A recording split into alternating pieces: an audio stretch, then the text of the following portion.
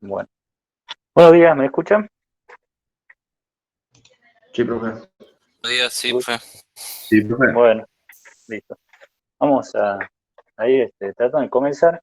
Bueno, vamos a tratar de avanzar. Estoy en otra máquina, tuve un comentario con una mía para el micrófono, me conecta el celular, ahí, así que bueno, vamos a dónde me da la batería. La idea de hoy era que podamos ver un poco del trabajo práctico, ver, vamos a ver algunos ejercicios y ustedes podrán también ir comparando, ¿no? la resolución que han ido haciendo, ¿no? Que hayan ido avanzando en eso, a los fines de que lo puedan presentar como estaba fijado, ¿no? En la fecha que se había fijado. Antes de comenzar había dos cuestiones que quería mencionarles. En la clase anterior, Mariel, a ver, es que yo me imagino que por el nombre es, no sé si lo tengo por acá. Esto le digo a los fines de la asistencia, que no me figura, Bolívar debe ser, ¿no? Mariel Bolívar. Sí, ingeniero. Que figuraba acá figura como Mariel nomás cuando usted se une, ¿sí? Ah, Tiene que ver eso para que figure con el apellido, bueno, ¿sí? yo lo cambio Eso, enseguida. eso, bueno, sí, exactamente. Bien, y la otra, que tiene que ver, digamos, con las normas, como se dice, de convivencia en esto de la comunicación o las reuniones virtuales para las clases. eh, Quedaron en la reunión anterior, conectados, cuando se terminó la reunión, digamos, quedaron conectados, por ahí, recuerdo, Arce y no sé, alguno más, ¿no es cierto? Y yo por un lado, les había pasado, les había dicho, bueno, una palabra para la asistencia. Y se desconectaron todos y quedaron estos dos alumnos, no mandaron la palabra por el chat, o sea, lo que, como ustedes se dan cuenta, lo que indica que no estuvieron, o sea, se conectan, pero no están en la reunión, ¿sí?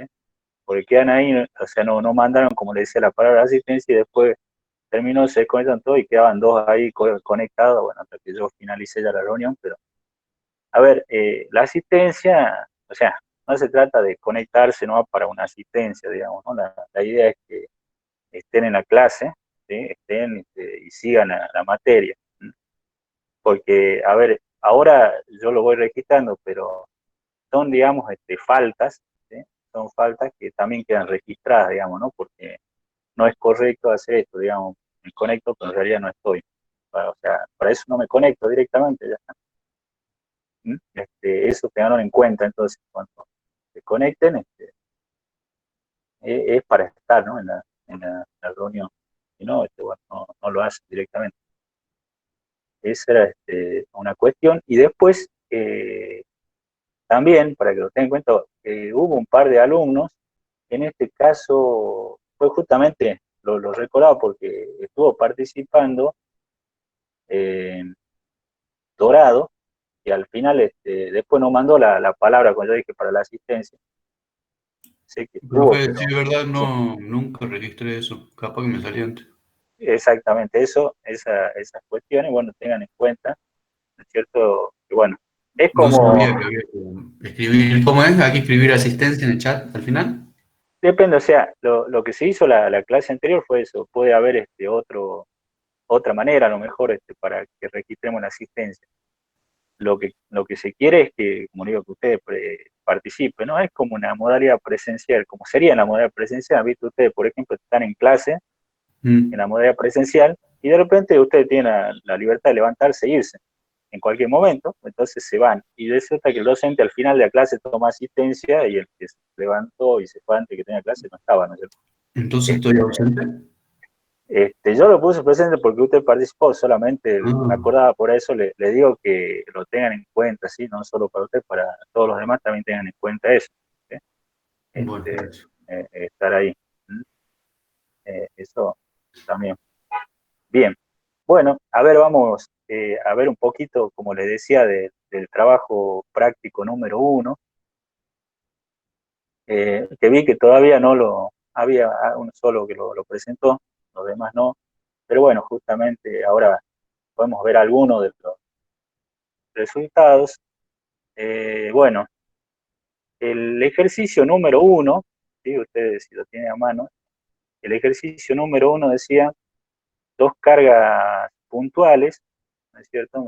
Y me daba los datos de las dos cargas, ¿no es cierto? O sea, el valor de las cargas Q1 y Q2, y están localizadas en el espacio, y me daba las coordenadas, ¿no es cierto?, para poder ubicar a las cargas. En un sistema, como dice, de coordenadas cartesianas. Y entonces me pide primero que calcule el campo eléctrico en un punto, en un determinado punto, y después la fuerza sobre una carga, en este caso de 8 por 10 a la menos 5 coulomb, que está localizada en ese punto, me pedían que calcule el campo eléctrico. Me dice, bueno, todas las distancias están en metros. Veamos un poquito.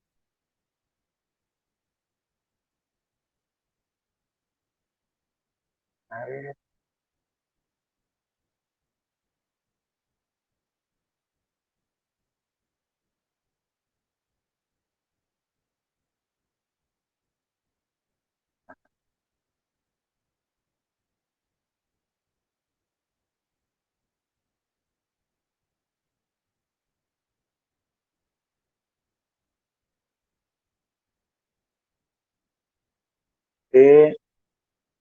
Ahí pueden ver, ¿no? Un poquito, yo lo hice con lápiz, por ahí no sé si no se ve todo bien, pero creo que se va a entender un poco de la resolución del trabajo práctico número 1.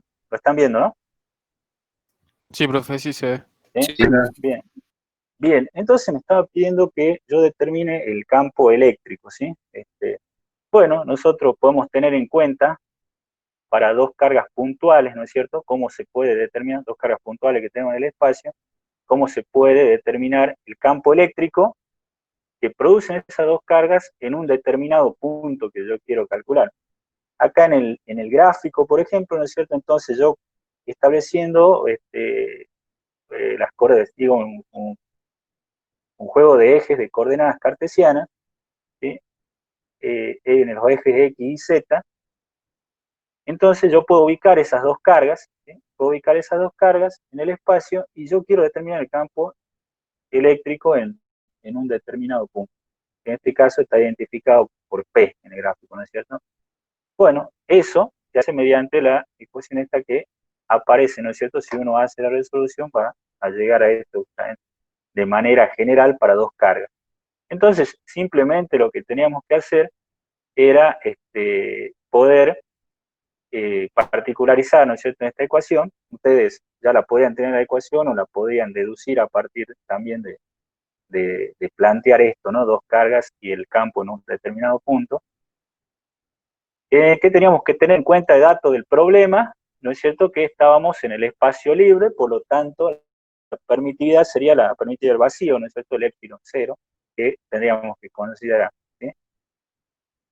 Bien, entonces, a nosotros nos indica si nosotros tuviéramos que definir el vector que va desde el origen hasta la posición de Q1, lo mismo un vector que va desde el origen hasta la posición de Q2, ¿no es cierto? Lo puedo hacer teniendo en cuenta, ¿no es cierto?, que estamos en el origen con los tres valores coordenados en 0, y después lo que serían los valores que me daba en el trabajo práctico número 1 de la posición de las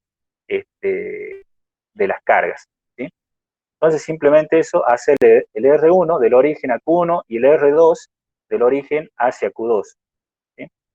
Y luego me decía el problema, me pide, ¿no es cierto?, que determine el campo eléctrico y también me da en qué punto queremos determinar el campo eléctrico, ¿no es cierto? Entonces ahí yo lo tengo ubicado al R en 3, 1, menos 2. Bueno, y después simplemente siguiendo la ecuación que tenemos, ¿no es cierto?, ir determinando R menos R1, R menos R2, ¿sí?, calcular, y para simplemente reemplazar en la ecuación, ¿sí? Bueno, nosotros al R1 y al R2, ustedes también saben, lo podemos escribir, ¿no es cierto?, de esta forma, donde aparece con los versores, digamos, en cada dirección. ¿no es cierto? Y los valores correspondientes en cada una de esas direcciones. Entonces simplemente reemplazar en esa ecuación y resolver. El valor que obtenemos acá para el campo eléctrico, ¿sí? Bueno, está acá al final, ¿no es cierto? Como ven en la resolución. Imagino que no habrán tenido demasiados inconvenientes con este ejercicio, digamos que deberían haber resuelto algunos de tipo similar en la parte de física, ¿cierto? El campo para lo que serían cargas múltiples, en este caso son solo dos, ¿sí? Y obtener ese valor, ¿sí? Este sería, digamos, el resultado. Bueno, por ahí hay que ver, yo dejé acá el 10 a la menos 5 afuera, bueno, y saqué acá un factor común. Por ahí es cuestión de usted chequearlo si no está exacto, numéricamente, digo, igual que chequear de acuerdo a las simplificaciones que se puedan hacer, qué valor les da, ¿no es cierto?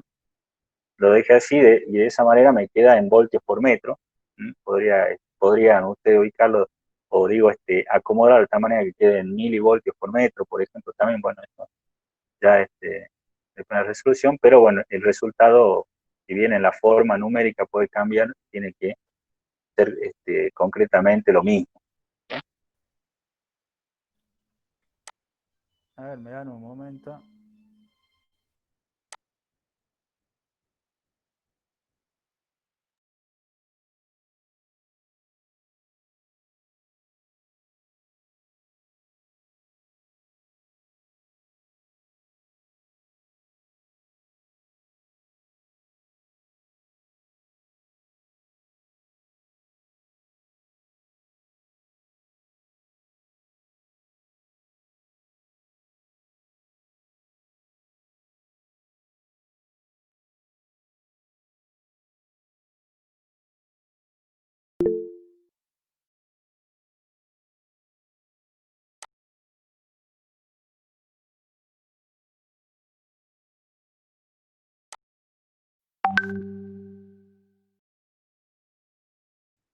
Hola, hola, ¿me escuchan?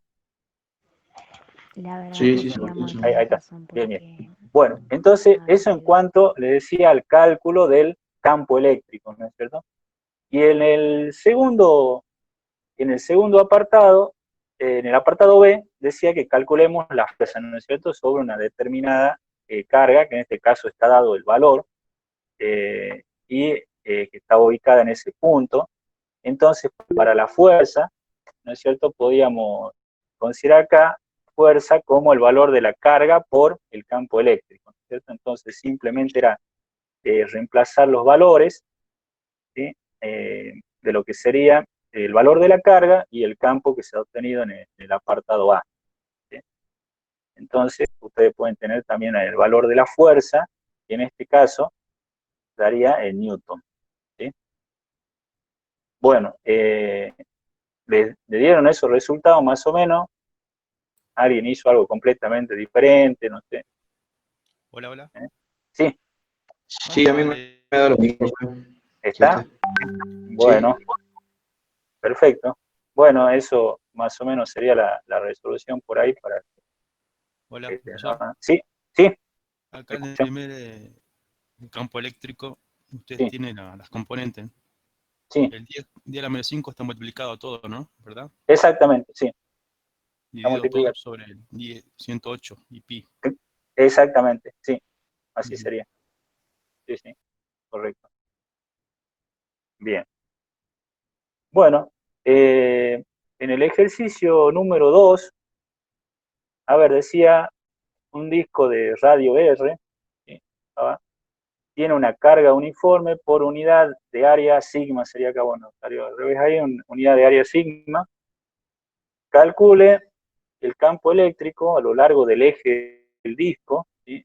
A una distancia R de su centro, ¿sí? Y bueno, nos da la figura ahí para el problema.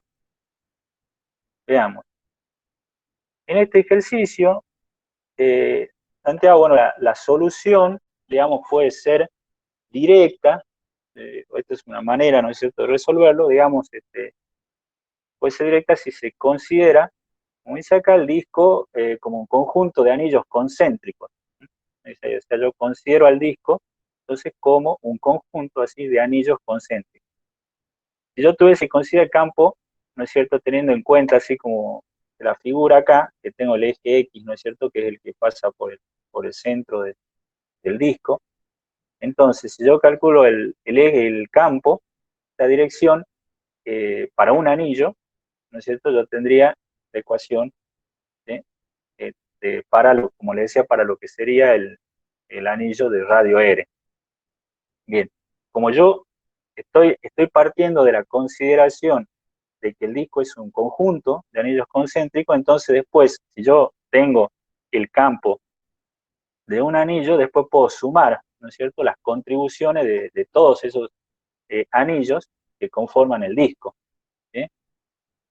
Entonces, esa sería la primera idea, ¿no es cierto?, determinar para un anillo y considerar después el disco como el conjunto de los anillos. Bien, por simetría, ¿no es cierto?, el campo en el punto axial, o sea, en el eje que estamos considerando, en este caso el eje X, o sea, en un punto que está en ese, por eso se llama punto axial, un punto que está en ese eje, debe ser, ¿no es cierto?, paralelo a ese eje. Esto es lo que podemos deducir, ¿no es cierto?, que el campo en ese caso tiene que ser paralelo al eje.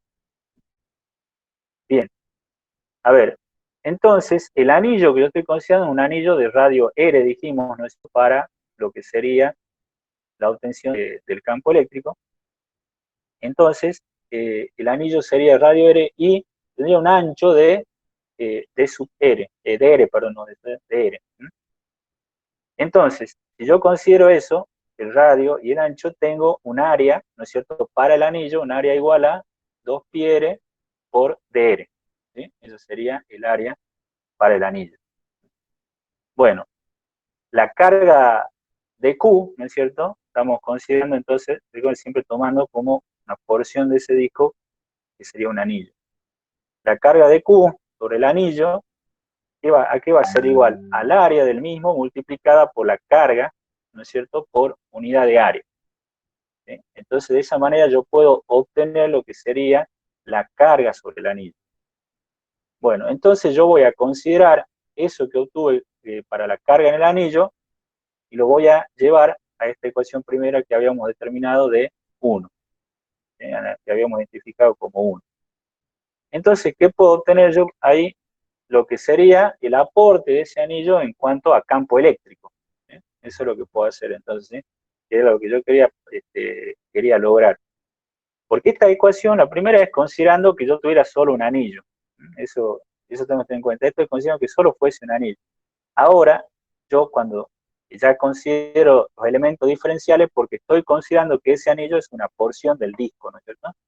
Es una parte del disco. Entonces, yo puedo calcular entonces el aporte, como decía, en términos de campo eléctrico, y obtener la ecuación, esta número 2. Bueno, lógicamente, a partir de eso, para obtener lo que sería ya el campo total, o sea, el campo que produce el disco, ¿no es cierto?, en el punto P, tendría que hacer la integral, ¿no es cierto? Integrar esto que tenía como campo o como diferencial de campo eléctrico, integrarlo, ¿sí? E integrarlo entre, ¿cuáles serían los límites de integración entonces que yo tengo que considerar? Bueno, entre 0, ¿no es cierto?, y un R igual al radio R, porque eso era el dato, ¿no es cierto?, en el que me planteaba el enunciado, un disco de radio R, ¿no es cierto? Entonces, tengo ahí los límites de integración. Y, bueno, es resolver la integral, ¿sí? Eso, bueno, es parte ya matemática, digamos, y el tema es llegar a este resultado, ¿sí? A partir de hacer ese planteo y resolver la integral, llegar al resultado que se obtiene acá para el campo eléctrico. ¿Qué consideraciones, digamos, qué puede ser importante tener en cuenta acá? Bueno, me dice, este resultado va a ser válido, ¿no es cierto?, para todos los valores de X. Para cualquier valor de X, entonces yo puedo tener validez, ¿no es cierto?, respecto de este resultado. Por ejemplo, dice el campo en un punto, lo que dice acá, que un punto que sería cercano, digamos, al disco, ¿no es cierto? ¿Qué quiere decir un punto que yo considere cercano al disco? Estamos hablando de un X que tiende a cero, ¿sí? De un X que tiende a cero, me diga, bueno, yo estoy calculando entonces el campo en un punto cercano al disco. Que sería también calcular, o decir, dicho de otra manera, un R teniendo a infinito. También podría verlo de esa manera, para considerar que el X es cercano, ¿no es cierto? El punto está cercano al disco. Bueno, si yo considero eso con el X tendiendo a cero, bueno, me queda el campo, ¿no es cierto?, con esta expresión simplificada. Bien, ¿qué es lo que queda para ustedes acá? ¿Sí? A ver si lo puedo, y adicionalmente, en ese ejercicio, que no está puesto, digamos, en el práctico, pero que adicionalmente dice, demuestre, ¿sí? Demuestre que a grandes distancias del disco, ¿sí? O sea que cuando me estoy alejando del disco, a grandes distancias del disco, el campo eléctrico a lo largo del eje se aproxima al de una carga puntual de magnitud, y acá dice sigma pi r cuadrado. ¿Sí? Entonces, así como estamos acá, en el primer caso se planteaba cuando estoy cerca del disco, ahora lo que queda para ustedes demuestre, y esto para que lo tengan en cuenta también y lo agreguen, entonces que cuando vamos a grandes distancias del disco, entonces el campo eléctrico, considerado a lo largo del eje, ¿no es cierto?, se aproxima en cuanto a su valor al de una carga puntual de magnitud sigma pi por r cuadrado. Bueno, eso es, digamos, un apartado adicional para que ustedes le agreguen en práctica. Que bien, ya que solo uno lo presentó, lo pueden agregar ahora ya para la presentación, ¿no? Ya que no hubo todavía muchas presentaciones, entonces se puede agregar. Bueno, lo habían hecho, le había dado más o menos un resultado así. Bueno, en esta parte, digamos, más o menos así no sería, sino le dio el resultado así o no. O alguien le dio algo diferente. Por ahí lo pueden haber planteado diferente, por supuesto, como ustedes saben, ahí puede ser distintos caminos, ¿no?, para llegar al resultado. Hola. Sí. En el caso particular del ejercicio, Uh-huh. X vale R. Sería una alternativa reemplazar a X por R en el caso particular. Pero en el Claro. caso general, está bien, me da lo mismo, sí, exactamente. Bien. Bueno, perfecto, bien, entiendo. Ajá. Está entonces. Bien. Bueno. Bueno, vamos avanzando. A ver, estaba también por acá el ejercicio número 3. El ejercicio número 3, ¿qué es lo que plantea?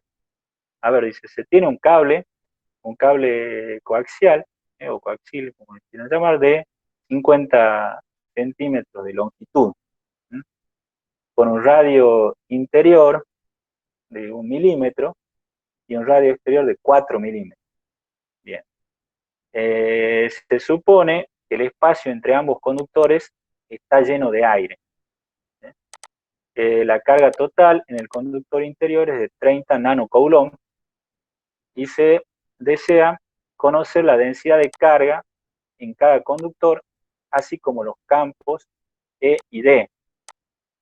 Bueno, a ver, como primer paso, entonces, la densidad de carga superficial de lo que sería el cilindro interior, ¿sí?, es plantear, ¿no es cierto?, tener en cuenta los datos del problema, es calcular la densidad superficial.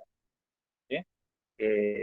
Hay en el enunciado, entonces se está planteando lo que sería el radio, ¿no es cierto? Y también, a ver, y la longitud está como dato también, ¿sí?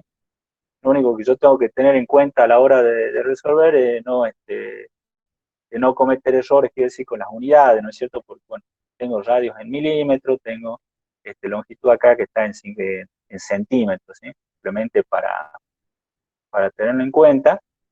Y bueno, entonces calcular densidad superficial de carga, la formulita, digamos, que corresponde, ¿no es cierto? Eso da 9,55 microcoulomb por metro cuadrado. Bien. Y acá esto es lo que ustedes cuando completen van a tener que indicar, yo digo, la densidad de carga negativa. ¿A qué se refiere con carga negativa? ¿O por qué se expresa de esa manera como carga negativa? En la superficie interior, ¿no es cierto?, del cilindro externo. Entonces, voy a tener una densidad entonces, pero yo quiero que ustedes en el práctico, ahí entre paréntesis, agreguen esta expresión, la densidad de carga negativa. ¿Por qué se le llama así? Densidad de carga, porque se expresa de esa manera, como carga negativa.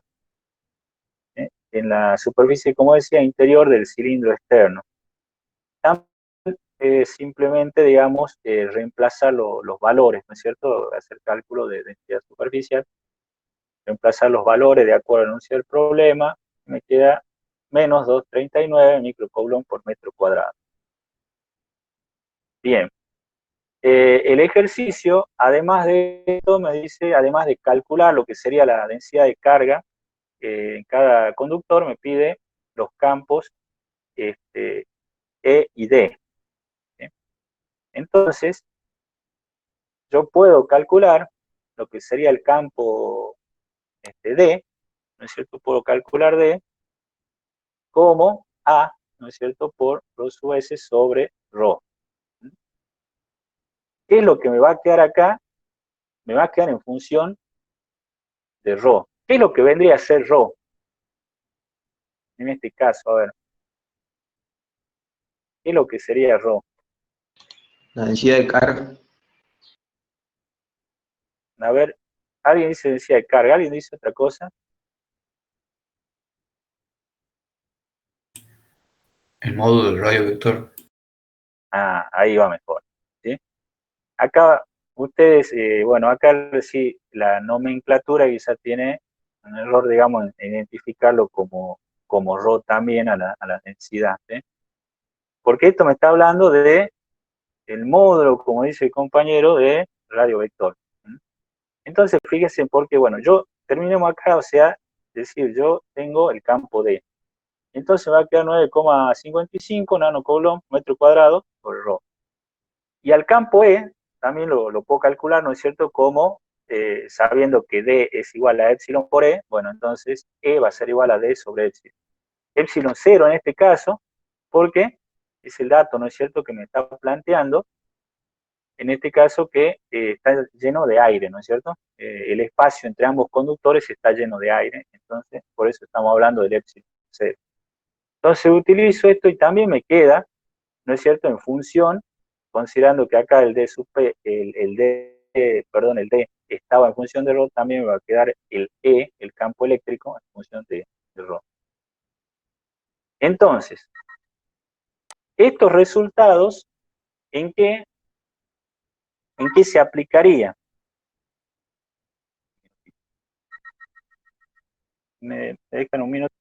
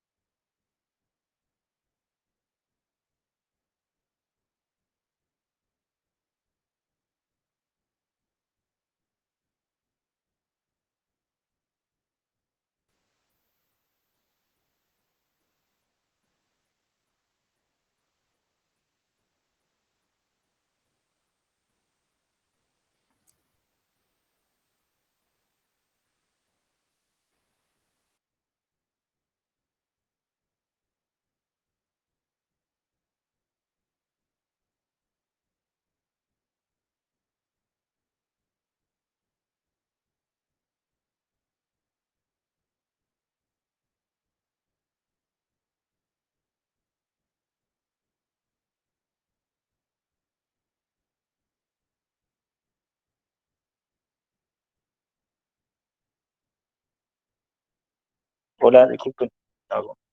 Le decía entonces, acá, ¿cómo sería el tema? ¿En qué regiones se aplica? Considerando, como decía el compañero, que el RO este sea modo radio vector, entonces, ¿en qué regiones se aplica esto?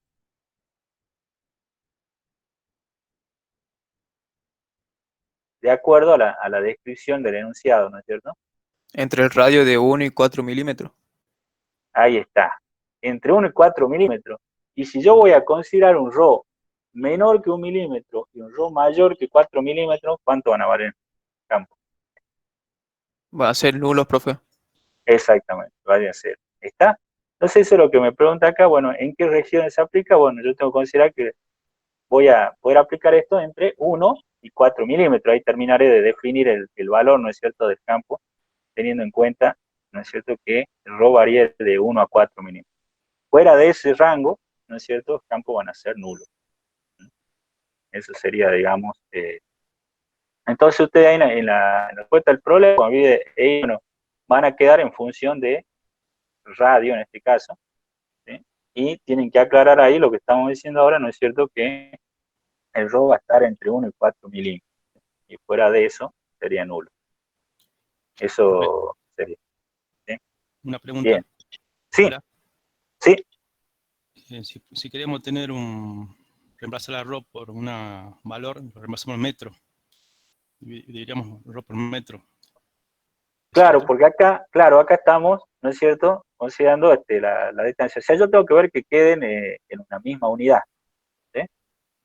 En una misma unidad. Fíjense, ustedes, como les decía, acá tenemos centímetros para lo que es la longitud, en milímetros, entonces, el RO, yo sé que va a variar entre 1 y 4 milímetros. Si yo quiero, por ejemplo, 3, reemplazo eso, lo paso a metro y divido, me da un número particular. Sí, En 3, exactamente, en exactamente, milímetros, en 3 milímetros. exactamente. Sí, eso sería. Sí, sí, en el valor particular para cada. Exactamente. Pero bueno, como les decía, no hace falta ahora obtener un valor particular, simplemente dejarlo expresado y indicar cuál es el rango de variación posible para RO. Eso sería entonces. Veamos el ejercicio número 4. ¿Qué dice el ejercicio número 4? Ejercicio número 4 me dice una esfera conductora sólida de radio A tiene una carga neta positiva de 2Q, que lo observa en la figura. Bien. Ahora me dice un cascarón conductor esférico de radio interno B, acá está indicado también el radio interno B para el cascarón, está el radio de el radio de la esfera sólida, ¿no es cierto?, el A, y bueno, tengo el radio del cascarón, que sería B, el radio interno, y radio externo C, también está indicado entonces el radio externo del cascarón C, es concéntrico el cascarón con la esfera sólida y tiene una carga neta menos Q. Bien, esa sería la carga neta que tiene, ¿no es cierto?, el cascarón. Bien, utilizando la ley de Gauss, ¿sí?, determina el campo eléctrico en las regiones 1, 2, 3 y 4 que aparecen acá, ¿no es cierto?, en el problema, en el enunciado, ¿no es cierto?, identificadas con un círculo, ¿no es cierto? Entonces las distintas regiones. Y la distribución de carga sobre el cascarón esférico. Bueno, ese es, digamos, el enunciado del ejercicio número 4. Veamos. ¿Qué dice en la resolución?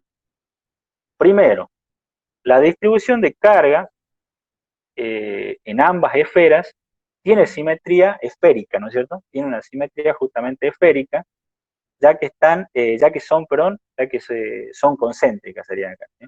Ya que estas, ¿sí?, o sea, ambas, lo que estoy considerando la esfera sólida y lo que es el cascarón son concéntricas, ¿está? Entonces, eso es lo primero que yo tengo que considerar, está claro, digamos, ¿no es cierto?, tengo una simetría y tengo, ¿no es cierto?, que son concéntricas. Bueno, entonces, al tener en cuenta esa simetría, entonces, para lo que sería determinar, ¿no es cierto?, poder calcular E a distancias R, voy a poder construir la superficie gaussiana. O sea, yo quiero ir determinando el campo eléctrico a diferentes distancias R, voy a poder construir una superficie gaussiana por la condición de simetría, ¿no es cierto?, que son una de los requisitos, ¿no es cierto?, condiciones que tengo que tener para poder aplicar la ley de Gauss. Bueno, bueno, eso en primer lugar. En segundo lugar, para el campo eléctrico, ¿no es cierto?, dentro de lo que sería la esfera sólida, y comenzamos por ahí, entonces, cuando estamos hablando de la esfera sólida, estamos hablando con un radio A, o sea, esa es la región 1, ¿no es cierto?, que tenemos identificado acá, ¿sí? La región 1 que teníamos en el problema. Bueno, se construye una superficie, ¿no es cierto?, gaussiana, que va a tener un radio R, que va a ser menor, ¿no es cierto?, menor que ¿qué va a ser el radio que yo voy a considerar?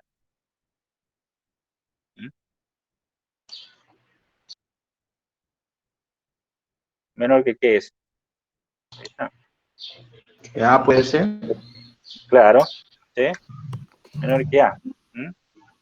Bien, entonces, ¿cuál es la consideración principal acá? Como no puede, ¿no es cierto?, no puede haber carga en el interior de un conductor en equilibrio electrostático, ¿sí? Eso es lo que tenemos, de ahí tenemos que partir de ese dato, ¿no es cierto?, que no puede haber carga en el interior de un conductor en equilibrio electrostático. Por ley de Gauss, entonces, el Q interior, o sea, el Q interno que tendría en ese caso, sería igual a 0, y entonces, por ende, lo que sería el campo eléctrico sería 0, considerando toda esa región donde R es menor que A. ¿Está? Eso sería, digamos, determinando en esta zona que está identificada como 1, en esa región.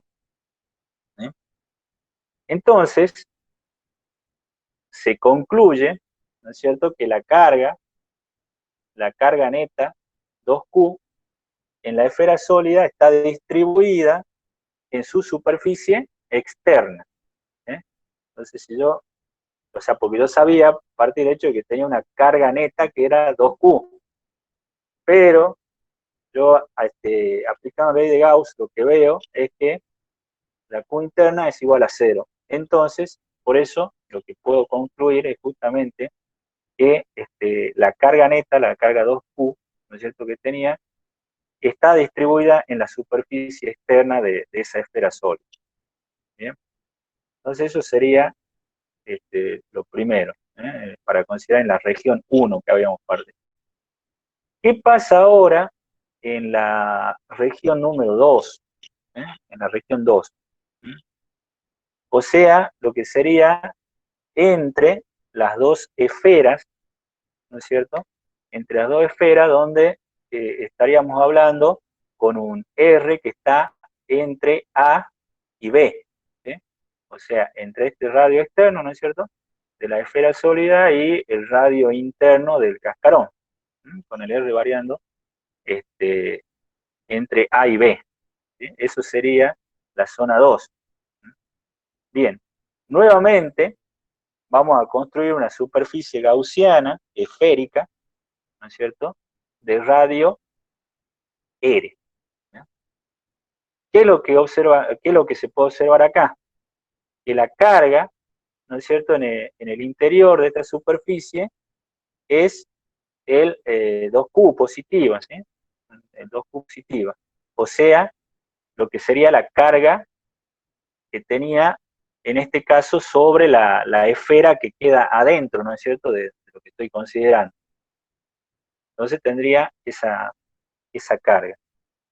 Bueno, debido a la simetría esférica, las líneas de campo eléctrico E deben ser radiales, ¿no es cierto? Las líneas, en este caso, cuando se considera esta simetría esférica, tienen que ser radiales las líneas de campo eléctrico, hacia afuera, y la magnitud del campo constante en la superficie gaussiana, ¿no? Esto también ya lo lo deben saber ustedes, ¿no es cierto?, en cuanto a esa consideración. Entonces, ¿qué tenemos? Bien, por la ley de Gauss, ¿sí?, podemos calcular el campo, ¿no es cierto?, en lo que sería en esta región 2, se puede determinar y llegar, ¿no es cierto?, a este valor final, con el R variando entre A y B. Ese sería el valor entonces del campo en la región 2. Bien. Nos queda la región 3 y la región 4. No, primero la región 4. ¿Qué pasa en la región 4? ¿Cuál sería nuestra región 4 cuando estamos fuera, ¿no es cierto?, de este sistema que hemos planteado? En la región 4, afuera de ambas esferas, de la esfera sólida y del cascarón, o sea, cuando el R es mayor que C, o sea, el R es mayor que C, me está diciendo, mayor que el radio externo del cascarón, por eso digo, estoy afuera del sistema. Cuando R es mayor que C, la superficie gaussiana, ¿qué es lo que va a encerrar? Va a encerrar una carga total, ¿no es cierto? O sea, me va a quedar dentro de la superficie gaussiana una Q interna que va a ser los dos Q que era de la esfera, ¿no es cierto?, sólida que tenía primero, y le tengo que sumar el menos Q, que sería la carga, ¿no es cierto?, del cascarón. Entonces, ¿qué es lo que me va a quedar en suma? Q, ¿sí? Esa sería la carga que aparece encerrada ahora por lo que sería la superficie gaussiana que estoy determinando.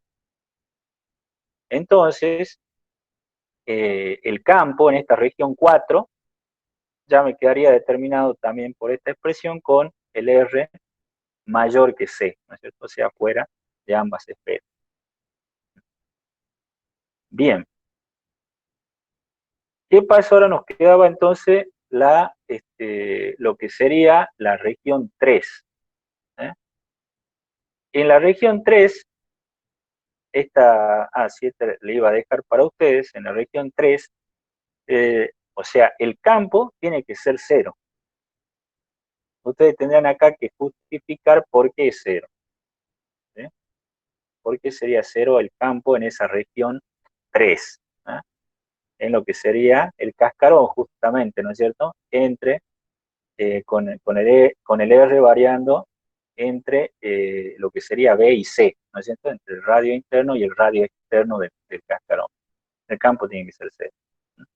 Ustedes entonces, en su resolución, van a tener que justificar este valor, ¿sí?, del campo.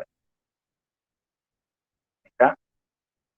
Bueno, este ejercicio, digamos, con las esferas, en este caso, son conductoras, bueno, también interpreto que habrán hecho algo de esto en física también, ¿no es cierto?, y considerando en distintas regiones, digamos, o sea, construyendo una superficie gaussiana de diferentes radios, para ir analizando lo que sería el campo eléctrico.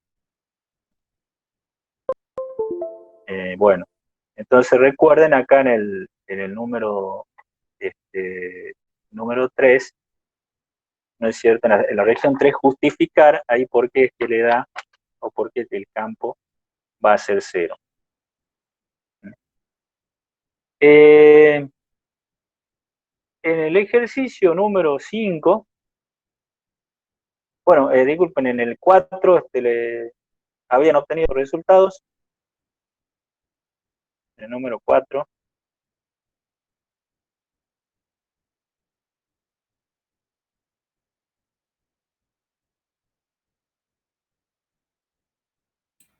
Sí, ¿Nadie lo profe. había? ¿Sí? No, ¿Está? sí, da, sí. Bien, bien. Perfecto, entonces. Bien. Veamos entonces, como decía, en el ejercicio 5, bueno, esa es la resolución, te las dejo para ustedes, pero acá están los resultados, ¿sí? Ustedes lo desarrollarán. A ver, ¿qué me pedía que calcule? me dice, dado el campo de potencial B, bueno, me da la expresión del campo de potencial, y el punto P, se desea encontrar algunos valores numéricos en el punto P, o sea, determinar el potencial en el punto P, la intensidad de campo eléctrico, la dirección de la densidad de flujo eléctrico D y la densidad volumétrica ρ sub B. ¿Sí? Entonces, acá teníamos el potencial en el punto P, ¿sí? En lo primero que me pedía el potencial debe ser de 66 voltios, el módulo del E sub, o sea, del campo eléctrico en P, por eso le llamé E sub P, ¿sí? 57,9 voltios por metro. Después también me decía la dirección del campo E, dirección de E en el punto P, digamos, estaría dada por digamos, por lo que sería, esta es la dirección indicada por el versor, ¿no es cierto?, del campo E en P, por eso lo identifiqué de esta manera. Me quedaría con esta expresión, ¿sí? Para identificar la dirección, ¿no es cierto?, con un valor en X, en Y y en Z. O sea, eso sería la manera de indicar, ¿no es cierto?, la dirección que tengo para el campo E. Obtengo también la expresión para D, ¿sí?, para lo que es la densidad de flujo, y el ρ sub B, que me quedaba, ¿no es cierto?, con el valor de menos 106,2 pico coulomb por metro cúbico, que era lo otro que pedía ahí. ¿Sí? Bueno, ¿le dieron estos resultados o no? Alguien que lo haya hecho. Sí, profe, creo que sí. Ah, sí. Bien. Bueno. A ver si tenemos el ejercicio número 6. ¿Qué dice el ejercicio número 6? Bueno, veamos. Dice, se libera un protón, ¿sí? Un protón desde el reposo, en un campo eléctrico uniforme de 8 por 10 a la 4 voltios por metro, dirigido a lo largo del eje X positivo, como se muestra, ¿no es cierto?, en la figura 3. Bien. El protón se desplaza 0,5 metros en la dirección del campo eléctrico E. Me dice, primero determine el cambio en el potencial eléctrico entre los puntos A y B. ¿Sí? Bueno, veamos el ejercicio 6. O sea, lo que me está planteando en este ejercicio 6 es el movimiento de un protón en lo que sería un campo eléctrico E uniforme. Bueno, Profe, sí, una pregunta. ¿El dígame. ejercicio anterior de la densidad no es metros cuadrados? No, En el ejercicio, la densidad de flujo no es pico coulomb sobre metros cuadrados. pero es densidad volumétrica, ¿no? Lo que me están pidiendo acá. Tienes razón. ¿Eh? Bien. Pero si hacemos. No, sí, está bien. No dije nada.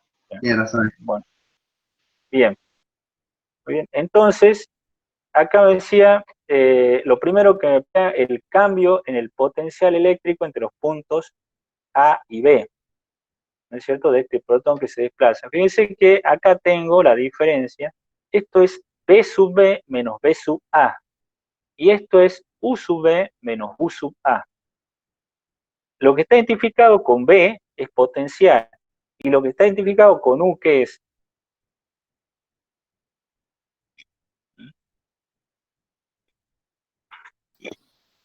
¿Qué viene a ser? ¿Cómo? Energía, ¿Energía qué? potencial. Energía potencial, ¿no es cierto? O sea, tener claro eso, tener claro la diferencia, ¿no es cierto?, entre lo que es potencial, potencial directamente, y energía potencial, ¿no es cierto? Bien, entonces simplemente usando la fórmula, ¿no es cierto?, para calcular yo puedo determinar, ¿no es cierto?, siendo la integral del campo entre A y B, Entonces, puedo calcular ese cambio que me decía acá, me dice el cambio en el potencial eléctrico entre los puntos A y B. ¿Sí? ¿Cuál es el cambio que se da?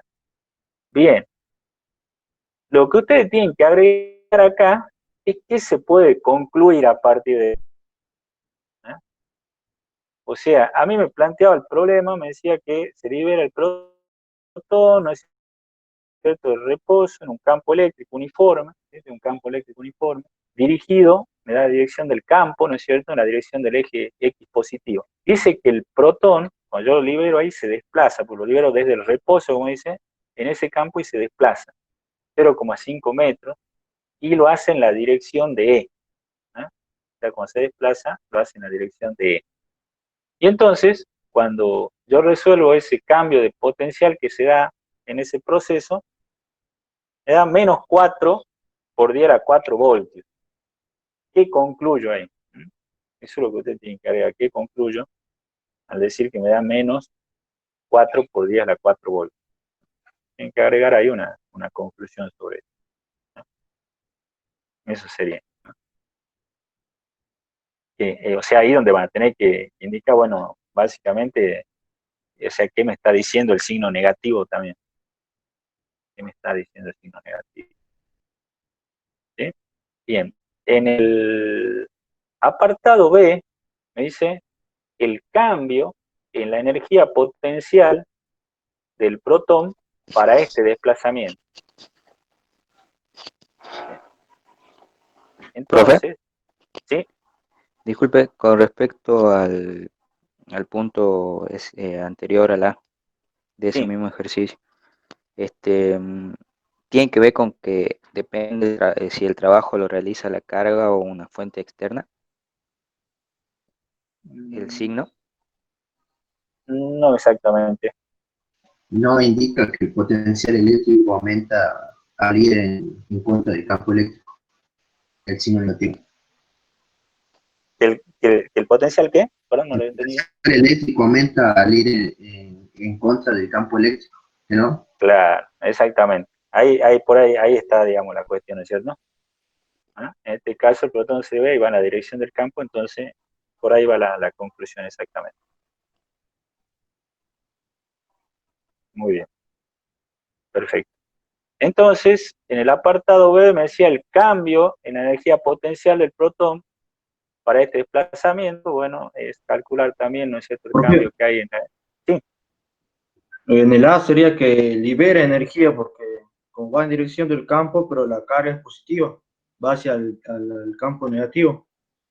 O sea, bien, libera 4 ajá, por 10 a la 4 joule por unidad de carga. Libera energía, sería. exactamente, está liberando energía, ¿sí? Bien también, exactamente. Bien, correcto. ¿Eh? Bien, y después, como decía, era calcular entonces el cambio de energía potencial, ¿no es cierto?, del protón, ¿sí?, que también tiene ahí para calcular. Bueno, acá también, o sea, acá viene lo que estaba diciendo también, que significa el signo negativo, ¿no es cierto? Eso es lo que también están compartiendo, ¿no es cierto?, en cuanto a la energía. ¿Sí? Por eso le ponía acá también qué significa. ¿Sí? En ambos casos, tengo que ver qué corresponde a lo que está mencionando, que estamos hablando de la misma situación, de las conclusiones, ¿no es cierto?, lo que estaban diciendo de liberar energía, lo que estaban diciendo de ir en el mismo sentido del campo, etcétera. Entonces, ¿qué conclusión o qué es lo que voy a agregar en cada apartado? ¿Sí? Uno habla acá del potencial y el otro de la energía. Bien, entonces simplemente acomodar un poco lo que estaban diciendo. La velocidad del protón después de haber tenido un desplazamiento de 0,5 metros. Bueno, ¿qué dice acá? A ver, si yo considero, ¿no es cierto?, que no existen fuerzas que actúen sobre el protón, que lo libero el protón de reposo en la dirección del campo eléctrico, o sea, y no existen fuerzas que actúen sobre el protón, además de la fuerza eléctrica conservativa, ¿no es cierto? ¿Por qué llamo fuerza eléctrica conservativa? Dice acá, o sea, no hay otra fuerza, además, o sea, no hay otra aparte, sería mejor, no hay otra aparte de la fuerza eléctrica conservativa. ¿A qué hace referencia con la fuerza eléctrica conservativa? De que el trabajo en una trayectoria cerrada sería cero, el trabajo neto. No, acá lo que me dice es que no hay otra fuerza más que la fuerza eléctrica conservativa sobre el protón. ¿A qué hace referencia con fuerza eléctrica conservativa? Porque, Que no importa por dónde se desplace entre dos puntos, siempre tendrá la misma energía, el mismo delta de energía. ¿Que no? ajá. ¿Y por qué O es sea, eso? que no hay En el, desplazamiento, no en importa el, el camino. claro. ¿Quién me está proporcionando en esta situación? ¿Quién está proporcionando esa fuerza eléctrica? El campo eléctrico. El campo eléctrico que tengo. ¿Y por qué es conservativa? ¿Por qué le llama conservativa la fuerza que proporciona el campo? Porque es rotacional. O sea, el rotor del campo es nulo, cero. Porque el campo es... Es nulo, el campo es nulo. Entonces quiere decir que es irrotacional. No, más sencillo, digamos, lo que dice el enunciado. Porque el campo eléctrico es uniforme. ¿Sí? Ah, Eso es, ¿sí? El campo eléctrico es uniforme, por eso la fuerza eléctrica que le está proporcionando el protón se denomina conservativa. ¿Mm? Bueno, entonces, si no tengo otra fuerza, ¿no es cierto? No hay otra fuerza que cuando además de esta, se puede aplicar lo que sería el principio de conservación de la energía mecánica, ¿no es cierto? En la forma delta K más delta U igual a 0.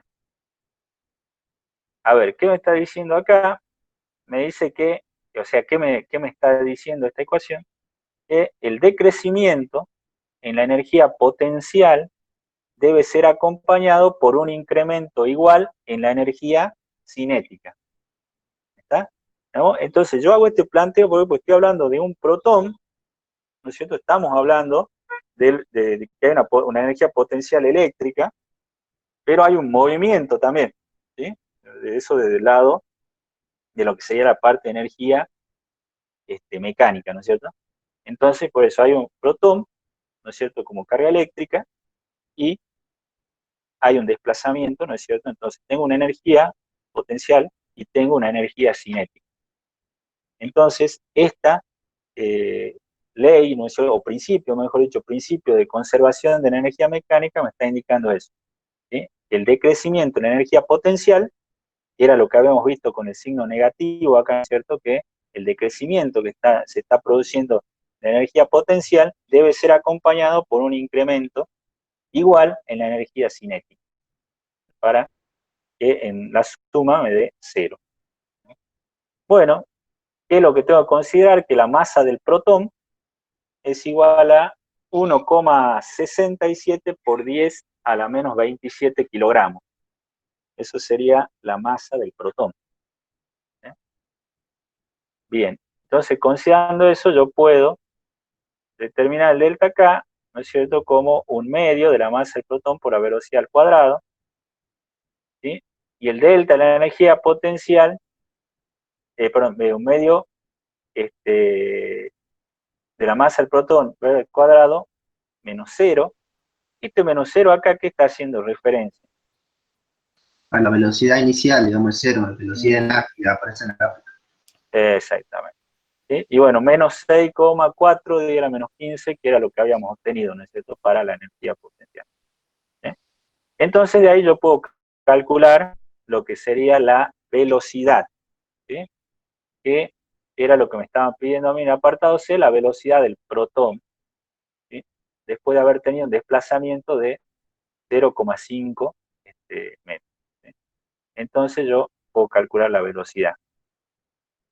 Una pregunta ahí para que ustedes agreguen también, ¿no es cierto?, en el desarrollo, dice, ¿qué pasaría? Porque acá dijimos del protón. ¿Qué pasaría si un electrón fuera acelerado bajo la misma circunstancia. Eso te digo, ¿qué pasaría? Analizar qué pasaría si en vez de tener ese protón, lo que tenemos es un electrón. Va a ser acelerado bajo esas mismas circunstancias. ¿Sí? Eso tienen que hacer el análisis y dar una respuesta ahí. ¿Mm?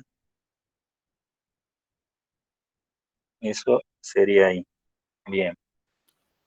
Bueno. Profe, hola. Sí, escucho. La masa de protón la saco de datos, de una tabla. Sí, no estaba acá en el enunciado. Ese dato, ahí ¿Qué elemento usó? te los paso ahora. ¿Cómo? ¿De qué elemento? Bueno, ustedes lo pueden determinar eso, ¿no? Usted lo busca y hace la consideración y con el mismo elemento me dice qué pasa si es un electrón. ¿Sí? Determina y me dice qué pasa si en vez de protón es un electrón. ¿Ah? Esa sería, digamos, la tarea. Ustedes podrían hacer esto, como bien dice el compañero, considerando otro elemento.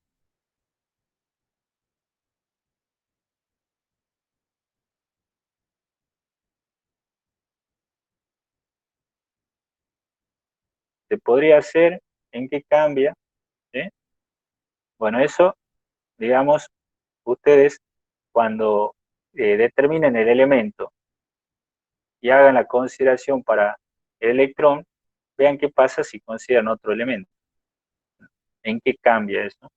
¿Y por qué cambia? No hace falta que lo hagan por el problema, pero como para que ustedes lo resuelvan, con que ustedes indiquen qué elemento están considerando y qué pasa con el electrón, bueno, ya está para el práctico, pero sí sería bueno ver cómo cambia con otro elemento y cuál es a qué se debe. Bien. En el ejercicio número 7, habla de un dipolo eléctrico. Bueno, este ejercicio también lo dejo para que lo resuelvan ustedes. Y acá tenía los resultados del ejercicio número 7. ¿Sí? Ahí tienen a lo que sería, porque en el ejercicio me pedía determine el potencial y determine el campo eléctrico. Dice en cualquier punto en el espacio libre, ¿no es cierto? Dado que P está a una distancia R mayor que D, bueno, eso es para la geometría, digamos, el problema que está en la figura, y tenemos estos valores, ¿no es cierto?, para el campo B y E. Ustedes pueden chequearlos a ver si le da efectivamente así. Bueno. Profe, tengo sí. una pregunta con respecto a eso. Sí. Para esta cátedra vamos a asumir alguna convención con respecto a los nombres de los versores para las distintas coordenadas, porque en el práctico pasaron un montón, por eso pregunto. Hay distintas convenciones. Sí, exactamente. No Pues lo vamos. la esférica he visto que ha usado R y Rho. Sí. Y después en este caso el orden de los ángulos. Sí. Primero está el azimutal y después está el... Sí. el ¿Cuál fin.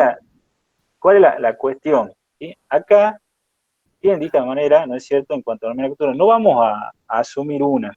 ¿Sí? Bueno. No vamos a asumir una. Ustedes, cuando resuelvan los problemas, en el trabajo práctico de desarrollo, ustedes van a indicar ahí qué es cada cosa, ¿no es cierto?, que ustedes están utilizando. ¿Sí? Es decir, si yo acá tengo la velocidad, ¿no es cierto?, parece B, ustedes indicarán B, la velocidad, ¿no es cierto?, del protón. ¿Sí? ¿En qué unidades la están considerando? Y así para cada cosa que usted utilice. Y si van a haber distintas, digamos, convenciones para identificar, digamos, los ejes de coordenadas, o ya sean cartesianas o cuando sean esféricas, también lo indican, ¿sí? ¿Qué es lo que están considerando? ¿Está? Ok. Eso sería así. Bien. Lo que pasa es que por ahí esto que viene en esta parte, que esto es física, digamos, electromagnetismo de la física, uno se puede encontrar con distintas bibliografías y a veces cerrarse en una sola. Por ahí después, a ver, para el físico quizá no tanto, porque el físico como que más se centra en algo, pero el ingeniero después tiene que agarrar distintas bibliografías y tiene que tener esa facilidad, digamos, para no encasillarse en un solo tipo de nomenclatura, ¿no? Porque después ve otro libro y a lo mejor no entiende nada de lo que está leyendo. Eso es importante, Sí, digamos, sí, verlo. o sea, relacionarla, qué sé yo, un A sub rho, un E sub rho, no hay problema. El problema es que si hay un cambio de base en algún caso, hay que Sí. poner bien en orden cuáles son el orden que elegimos como de las coordenadas. Bien, está bien. Perfecto. Profe, disculpen. Sí. En el ejercicio anterior, ¿por qué dice cambiar el ¿En él? elemento si estamos hablando de protón? ¿Cómo? No entiendo la pregunta. En el ejercicio anterior, en ese, Sí. estamos hablando de un protón. Ajá. Y dijo que había que probar con otro elemento, pero el protón tiene una carga y masa constante, o sea, es un protón nada más. Ahí me quedó la Exactamente. Muy duda. bien. Exactamente. Por eso yo le decía a su compañero, preguntó, ¿y usted qué elemento utilizó? Me dijo, ¿no? Yo dije, bueno, a ver, investigue, usted vea cuál es el elemento. Ahí tiene respuesta, compañero. Claro, el protón tiene su masa y el electrón también tiene su masa, por eso. Exactamente, Claro, muy eso bien. no varía. Exactamente, muy bien, ese era justamente. Por eso yo no le dije, le dije usted investigó y ahí iba a deducir eso que están diciendo. Pues ya le ahorro la investigación al compañero, ¿eh? Sí, profe, gracias. Exactamente, muy bien. Bien, perfecto. Entonces, en el ejercicio 8, bueno, dice, a ver, en el 8 solamente le hago un planteo, ya vamos a ir terminando. En el 8 dice, consideremos el problema planteado por una carga en la vecindad de una esfera conductora. Se requiere una carga imagen sencilla para hacer que la esfera sea una superficie de potencial cero. ¿Sí? Bien, ¿qué más dice acá? Se necesita eso para hacer que sea así, perdón. Se necesita una carga de imagen adicional para cambiar el potencial de la esfera a algún otro valor constante. Bien, a ver, primero, magnitud y posición, ¿no es cierto?, de la imagen, Q', que junto con Q produce un potencial cero en todos los puntos de la esfera. Esta sería la geometría que ustedes tienen que analizar. ¿Sí? Esa sería la geometría que se debería plantear para el problema. ¿Cuál es otro dato para hacer el análisis, además de esta geometría? Utilizar, ¿no es cierto?, lo que serían coordenadas esféricas. ¿Dónde va a estar el origen de las coordenadas esféricas?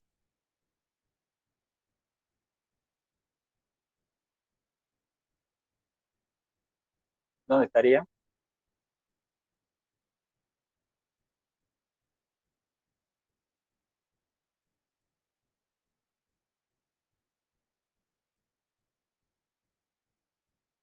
Más complicado este.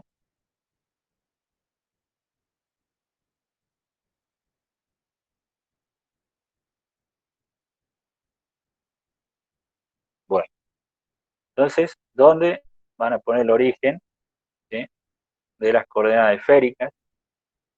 Y en tercer lugar, ¿qué más tienen que tener en cuenta? Determinar el potencial en un punto arbitrario, P, debido tanto a Q como Q'.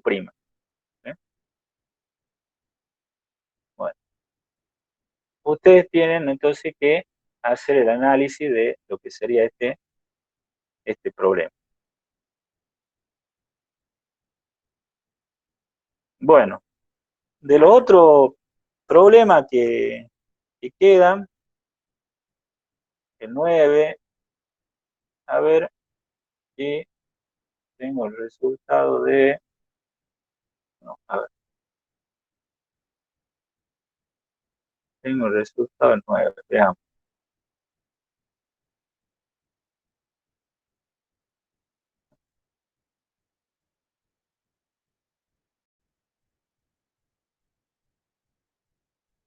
Bueno, del ejercicio 9, veamos el ejercicio 9. ¿Qué me decía el ejercicio 9? El ejercicio 9 planteaba los radios de los conductores internos y externos de un cable coaxial de longitud L son A y B. ¿Sí? Tenía el cable coaxial, entonces me da la longitud, los radios, o los conductores, ¿no es cierto?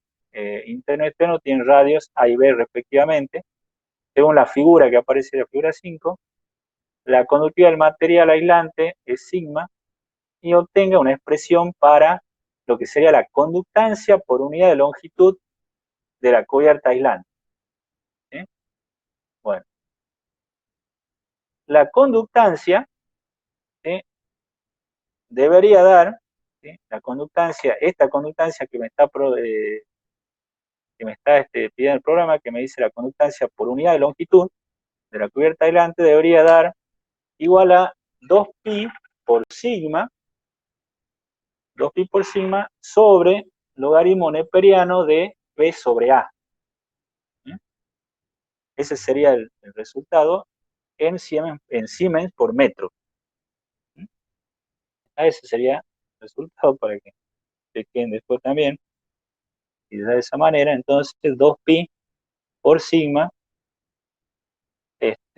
sobre logaritmo neperiano, como decía, de B sobre A, en Siemens por metro. En el ejercicio 10, que pide el campo eléctrico, el E sub 2 en el medio 2 y los ángulos θ 1 y θ 2, ¿sí? En ese caso, el campo eléctrico, ¿no es cierto?, tendría que quedar expresado de la forma, bueno, sería E1x más E1y y más epsilon 1 sobre epsilon 2 por E1z. Entonces, el campo, ¿no es cierto?, en el ejercicio 10, el sub 2 tendría que ser entonces E1x más E1y más epsilon 1 sobre epsilon 2 por E1z. Y también ese problema, en el 10 le está pidiendo los ángulos θ 1 y θ 2, ¿sí? En realidad ustedes van a, o deberían llegar a una relación entre θ 1 y θ 2. Llegar a una relación, que a partir de uno se puede calcular el otro. ¿Cómo sería la relación? Tangente de θ 2 sobre tangente de θ 1, ¿sí? Tangente de θ 2 sobre tangente de θ 1 igual a epsilon 2 sobre epsilon 1. Esa debería ser la relación que debería quedar. ¿Sí? Y bueno, ya el ejercicio 11 ya se lo dejo, ¿no?, para ustedes, y ya vamos a ver si llegan al resultado correcto. Profe, ¿podría Sí, repetir la relación de los ángulos? ¿sí?, de los ángulos para el ejercicio 10, tangente de θ 2 sobre tangente de θ 1 igual a epsilon 2 sobre epsilon 1.